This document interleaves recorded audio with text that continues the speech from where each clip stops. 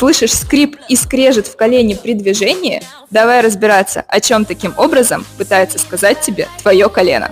Одной из основных причин скрежета в суставе является неравномерное распределение давления или по-простому перенапряжение одной из головок квадрицепса, что ведет к смещению надколенника в сторону перенапряженной мышцы. Давайте более детально посмотрим на анатомию бедра.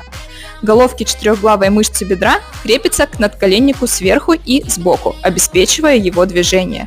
При перенапряжении одной из них нарушается биомеханика сустава, что приводит к неправильному положению надколенника. В результате трение между надколенником и бедренной костью увеличивается, вызывая сначала скрежет, а впоследствии стирание хряща. Как правильно работать с коленом, чтобы уменьшить скрип, смотри в следующем ролике. Подпишись, чтобы не пропустить.